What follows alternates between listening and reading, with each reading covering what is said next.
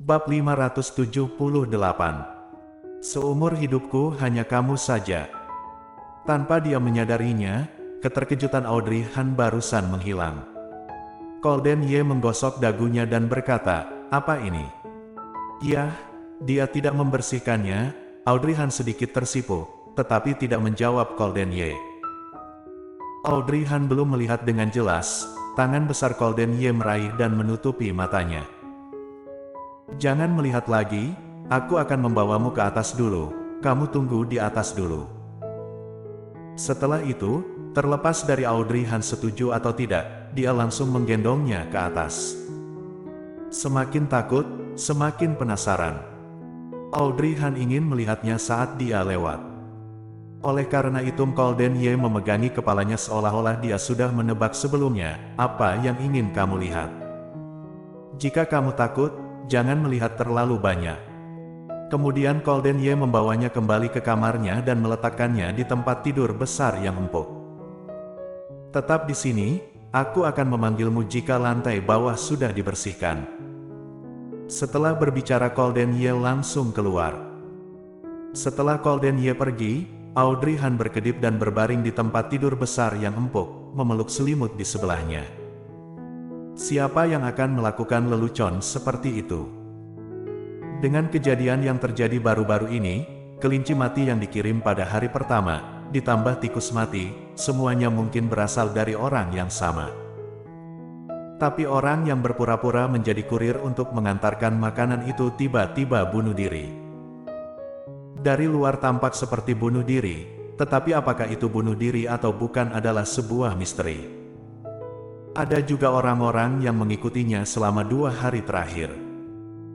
Ketika mereka bersembunyi di kegelapan, isi obrolan mereka terdengar tidak berhati-hati, tetapi kenapa 2 orang itu di belakang tiba-tiba kembali ke jalan yang sama? Sepertinya ini semua dikendalikan oleh 1 orang. Tapi siapa orang ini? Siapa orang yang ingin menyakitinya? Siapa orang yang dia sakiti lagi? Pikirannya mulai berantakan, Audrey Han tidak tahu apa yang terjadi di lantai bawah. Kemudian, dia berbaring di tempat tidur dan perlahan-lahan tertidur. Ketika dia bangun, dia mencium aroma wangi.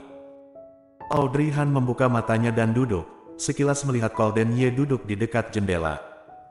"Sudah bangun?"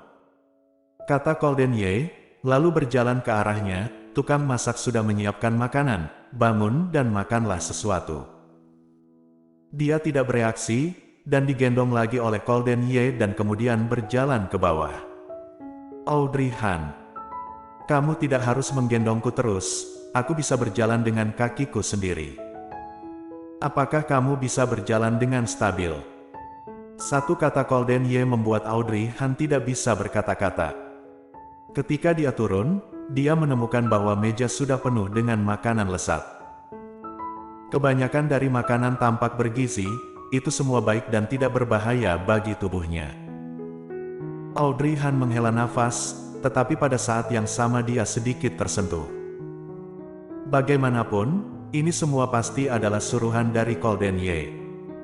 Kekacauan di lantai telah dibersihkan, kejutan tadi terlihat tidak pernah terjadi sama sekali. Di mana kokinya? Audrey Han melihat dan menemukan bahwa tidak ada orang lain di sekitarnya, hanya dia dan Colden Ye. "Pulang." Colden Ye mengambil inisiatif untuk mengambilkannya semangkuk sup dan menyuruhnya meminum sup itu. Ada terlalu banyak makanan meskipun Audrey Han sangat lapar, dia mungkin masih ketakutan, jadi dia tidak punya nafsu makan sekarang, dia hanya makan sedikit. Tapi Colden Ye dengan sabar membujuknya untuk makan lebih banyak, yang membuat Audrey Han merasa seperti anak kecil. Akhirnya, dia berkata, "Jangan menyuruhku makan lagi. Aku benar-benar tidak bisa makan lagi. Jika kamu sudah selesai makan, pulanglah dulu. Aku ingin sendirian hari ini." Colden Ye meletakkan sumpitnya dan mengerucutkan bibirnya yang tipis. "Sendirian di rumah, tidak takut. Selama aku tidak membuka pintu, orang tidak akan masukkan. Ditambah..."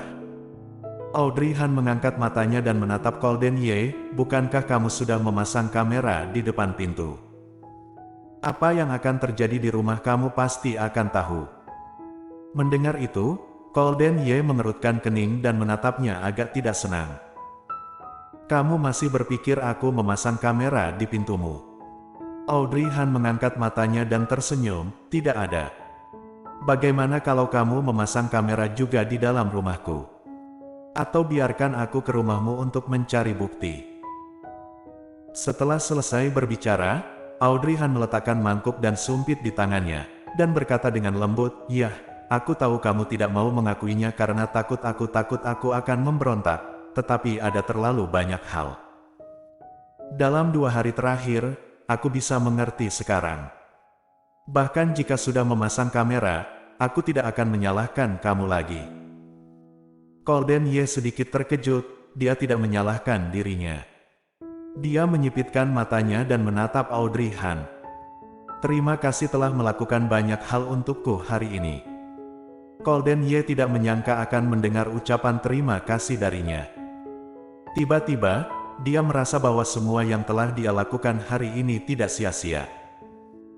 Akhirnya, Audrey Han mengantar Golden Ye sampai ke depan pintu dan tidak bisa menahan diri untuk mengatakan sesuatu. "Sebenarnya, kamu tidak harus menjagaku seperti ini sepanjang waktu, itu tidak pantas." Dia mengatakan ini dari lubuk hatinya. Siapa sangka Golden Ye terhenti setelah mendengarkan itu, dan menatapnya dalam-dalam. "Kamu adalah satu-satunya wanita di dalam hidupku.